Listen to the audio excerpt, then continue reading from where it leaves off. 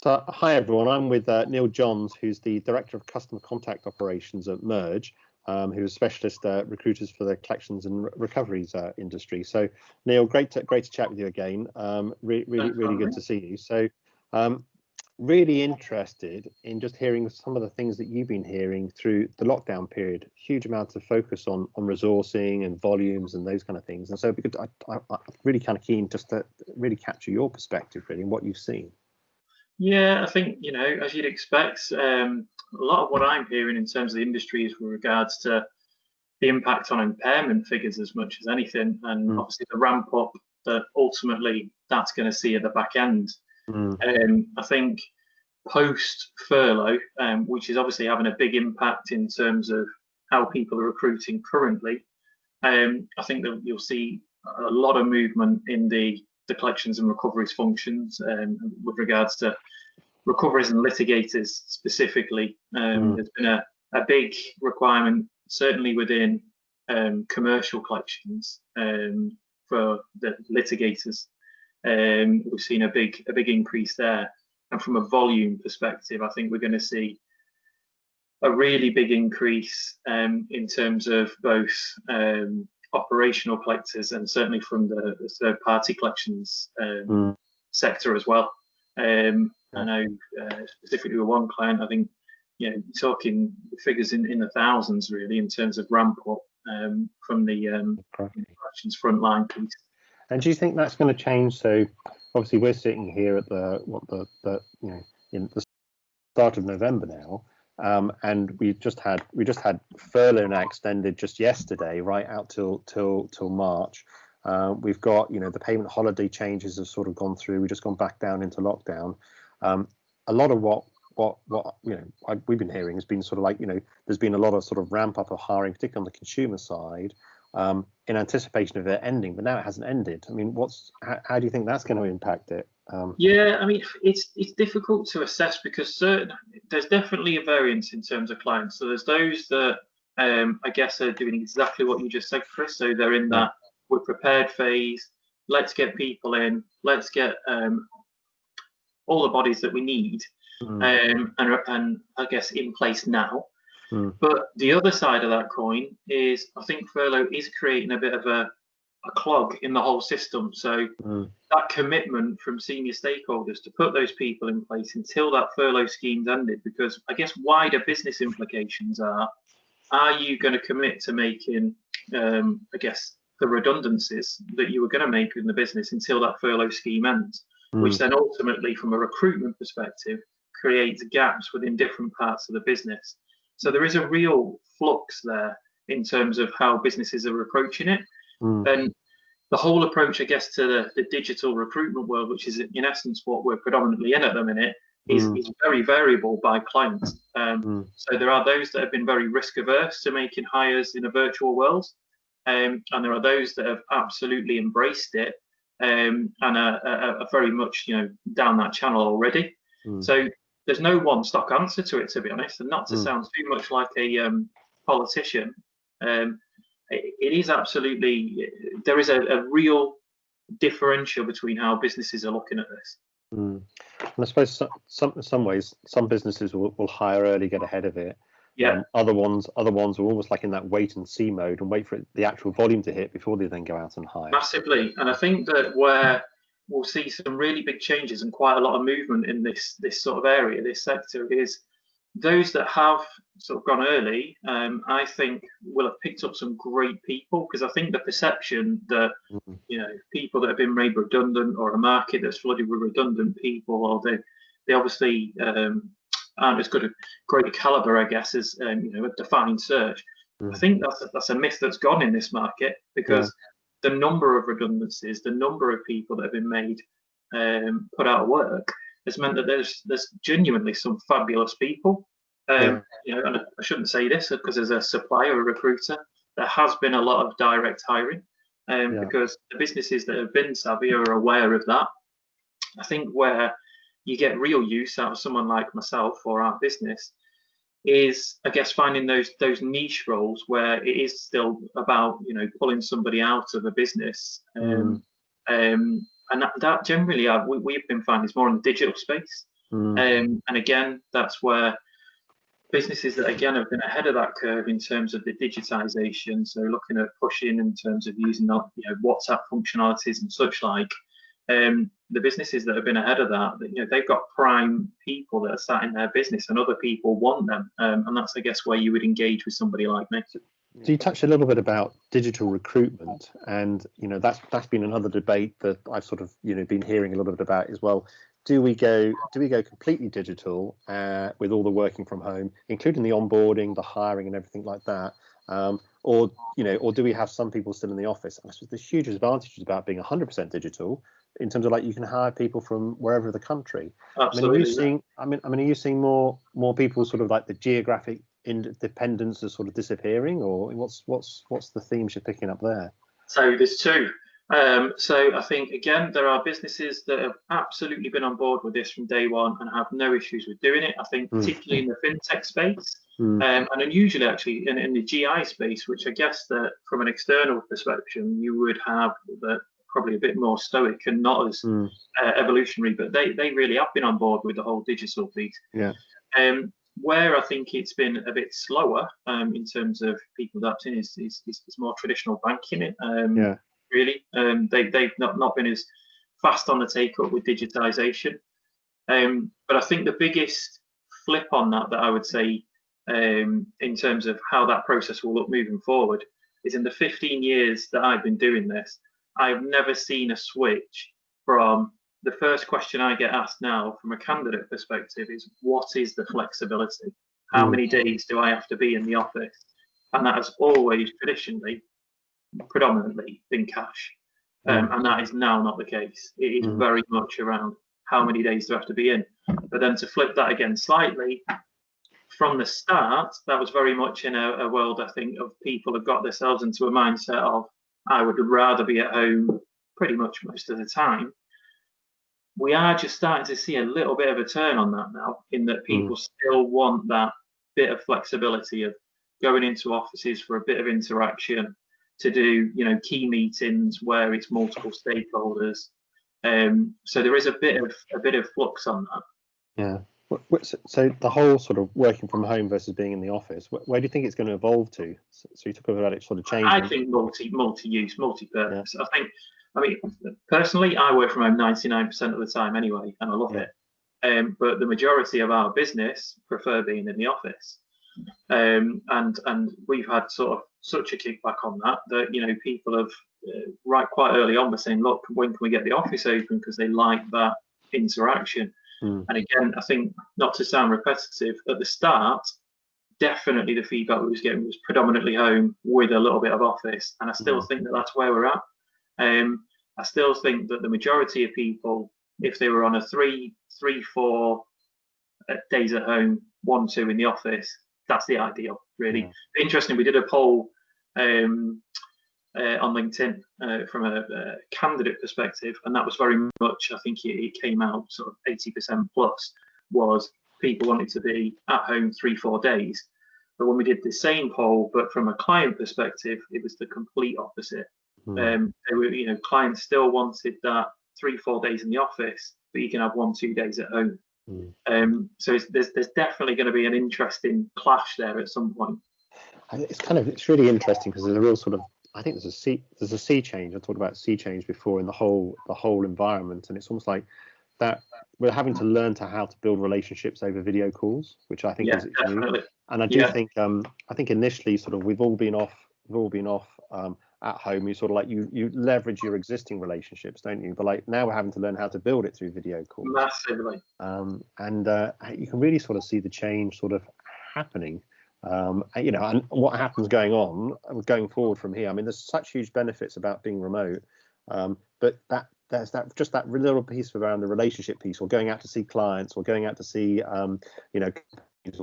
which is just, you just get a lot from a relationship point of view, I think. It was a big learn for us, really. A slight sort of tangent, I guess, to just purely the collections, and you're exactly right, Chris, because we've always really business developed in a real world. So when a lot of our, say, key clients maybe put the skids on any recruitment, and you were in a business development world, in a lockdown world, yeah, I think we went through 2-3 months where we almost thought that it was socially, I don't know, incorrect to try and start developing new clients, because it didn't feel like the right time to do it, especially at the start of lockdown, when, let's be honest, there were much greater things going on than us trying to get new work, new business in. I think as it's gone on, and this has become more of a, this is for the long haul. You've had to develop those sort of virtual business development skills, which predominantly I think we found our greatest success through that has been via third-party recommendations. So rather than just going in fairly cold and bullish, is using the likes of LinkedIn and using the third-party recommendation to say, look, I don't just want to hassle this person and them think I'm being a bit bullish, but can you put a word in for me? And we found that has worked pretty well, actually. I just think there's just massive change going on at the moment. So what about the other sort of item that's on the horizon is IR35, and what's the latest on that? Because I know that got put off till I think it was March, wasn't it? Indeed. How's that impacting the business? I suppose we've had a bit of a stay of execution, I suppose, on some of it. And so it's not it totally was, and as a business, we completely prepared for essentially IR35 kicking in terms of a lot of the contracting turned into fixed term contracts or assignments. It has had a massive impact, without doubt. There are less contracting opportunities now. There are more long-term contractors than I've ever known who are switching to permanent work. As far as I know, and I could be standing corrected on this, I think it has been passed into law now in terms of the IR35 thing. So I think the odds on an extension again come next March are slim to none. So I think it's definitely something that it's here to stay. But there's no doubt it's had a massive impact on the contracting network, and there's a lot of really great contractors that I've known who have struggled to get alternative work this year, really. So you chatted a little bit before about being a lot of people on the market versus with furlough versus there being a lot of open positions.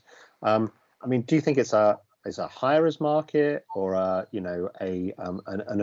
employee's market in terms of the position? I mean, how do you sort of characterize it? Because it almost feels like it's almost like it's segmented, right? In some places, people are really looking for people. They're desperate to get new skills in and get resourcing in. But in other areas, it's sort of been there's opportunity, and people unfortunately are sort of are now coming onto the market. Yeah, and it's an interesting juxtaposition, because I think there is really high demand for the people that I guess a lot of businesses were procrastinating about pre-COVID. And again, it goes into that digitization piece as much as anything, Chris. In that I think a lot of those people all want the same people. So even though there's a lot of people in the market, those people in the market aren't necessarily what the clients want. So they're more sort of, certainly relating to collections and recoveries, more, I guess, traditional and standard collections process. Whereas really what the market is demanding is quite a lot of the people who are in the digital side of things, who that isn't what, essentially what businesses have let go. So there's some great people in the market, and there really are. But I think a lot of the people that are in the market aren't necessarily what is being demanded by industry right now. And as a classic example, there's a lot of big ops leaders, big people leaders, but then there's a lot of shrinkage within the big contact centers operations, because people are trying to do things leaner, people are trying to do things more digitally. Moving forward, I think that will only, in a collections world, it will go back again, just because look at the sort of debt figures, the impairment figures, everything leads to the fact that it will. I mean, digital's been a huge topic, right? So, I mean, and everyone's been trying to put in digital pathways, technology and those kind of things, which is you're alluding to just in terms of, the skills. I mean, what do you think happens to larger call centers then? Do you think the call center's going to decline, or do you think it's going to decline, go up a little bit with volumes and then go down again, or?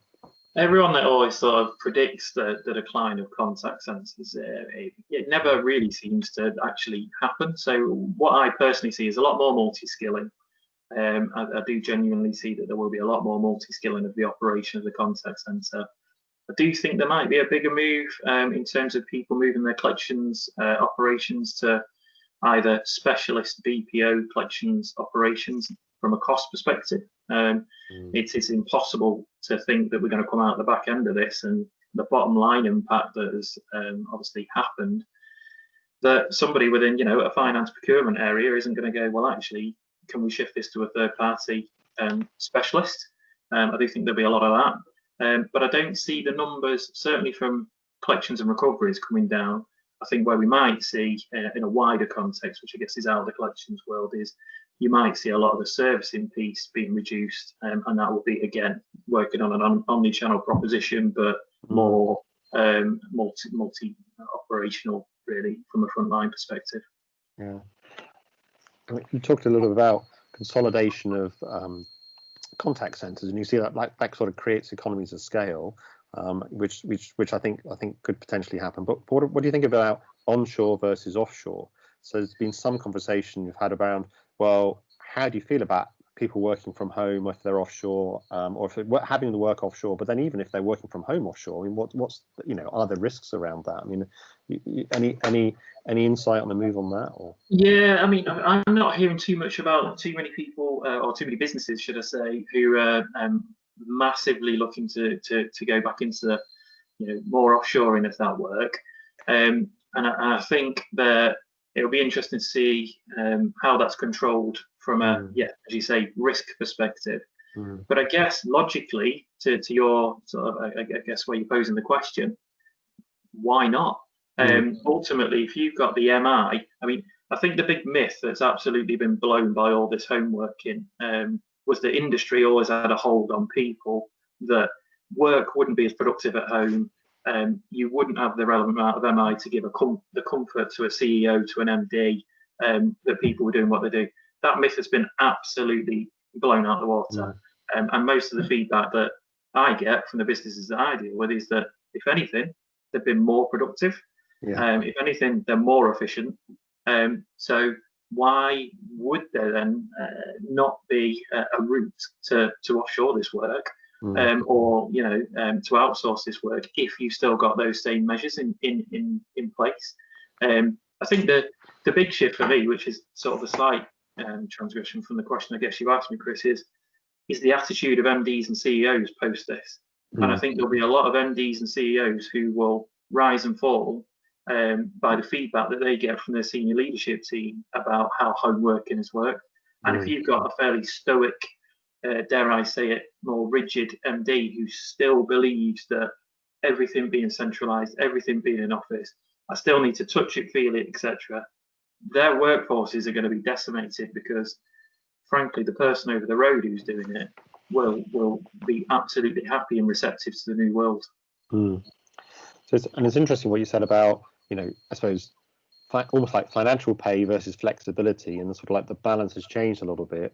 And I think it's and I think you're right in terms of like the whole sort of market's kind of changing in terms of you'll be able to, it's competitive. If you can work from home, you're going to get good people because that's competitive, right? And that's a competitive feature for people now, because we've seen it. Yeah, massively. And I think, again, I think you sort of posed this question earlier on and probably didn't answer it well enough, to be fair. I think workforces who are flexible, so for example, things like planning within your back office and collections operations, things like resource planning, traditionally quite hard to find people from a local community, or it's the same names that essentially do the rounds and work between different operations. If you are receptive now to somebody who can put together your forecasting and planning models at home, you have a completely different network now to work from, and you have a completely different workforce to go at, and frankly, absolute choice to go at that you didn't have before. But it's just interesting whether people will be receptive to that. Will they actually continue down that line? Because there is a little bit of feedback from industry I guess there is a split on that. There are still those leaders that still want to put their arms around it. And I genuinely think that in the next 12 months, that's going to be really interesting to see how that evolves, really. I mean, you really could get really the best in the country, right? I mean, you can hire it, right? I mean, I mean, they're accessible. And what about salary ranges in terms of, there's in the old days, there's always this thing around London waiting. You used to get a bit paid more and a bit more if you're in London, really because of commuting costs and those kind of things. Are you seeing that change? As sort of like, I'm hearing a lot of like people moving out to the countryside, right? Because they're going to get an extra room where they can work, and it's like the housing's cheaper and those kind of things. I mean, do you think that will flow through in terms of salary rates? Or yeah, I think that flows through to what I discussed before. Is that literally, it is not the first thing that I'm asked anymore, and it traditionally always has been. It's about flexibility. It's about how many days do I need to be in the operation, and then you work to salary. I think a bit, slightly similar to 2007, 2008. I think you will see some salaries pulled in, because I think there is the choice out there, and we have seen a little bit of that. But equally, what we've seen on the flip of that is there's been more buybacks than we've noticed for a very long time. So if there's someone with the required skill set out there, and you're in one of those areas, so right now, if you are in digital, if you are in planning, now's the time to start asking for a bit more money, frankly, because you're more likely to get it now than you have ever been. That's good advice. It is. Strike while the iron's hot and all that, because if you're someone that's in digital collections right now, or if you're somebody who's in litigation recoveries, certainly, again, like I said, in the commercial sector at the minute, those guys are really in demand. And certainly the vendor third party piece as well, sort of managing the DCAs, the third parties, any outsourced relationships you've got, those guys are really in demand as well. Yeah. Okay, it's great. So if there were things that we need to watch out for over the next 6 months, I'm thinking till the end of the next furlough period or the potential lockdown, what do you say would be the top things to either retrain, work on, things to look out for? I mean, what's really on your radar there? I always think that in these sorts of markets, and the easiest example is to go back to 2008, is it's all about value add right now. If you're a business and you're looking at bottom line commercially, what you are looking at is how do we either redeem the money that we've already lent, or how do we make more money in terms of the people that we've ultimately got. So I think the most multi-skills you can be, great. CI, I think the whole continuous improvement piece within the whole collections world will be fairly prevalent, because again, businesses are going to be looking to how can we be the most efficient that we can be through this period, until we get back to the bottom line being what it should be. And I think the thing to just watch out for from a hiring perspective is if you make an overhire right now, so in very raw form, if you take the 90 grand candidate for 60 grand, be aware that is short-termist, because the market will bounce back, and in 12 months time the likelihood is that you will lose that person. So whenever people deal with suppliers like me, they always think we're just trying to get the salary up for the fee. I've had it with a client recently where they have taken somebody on a 20 grand decrease, and I've been absolutely verbatim with them saying, in my opinion, that person is a flight risk from day one. And there's nothing that I as a supplier can do about that. So it's just read the market, but don't take the mick out of the market, would be, I guess, in a fairly plain vernacular.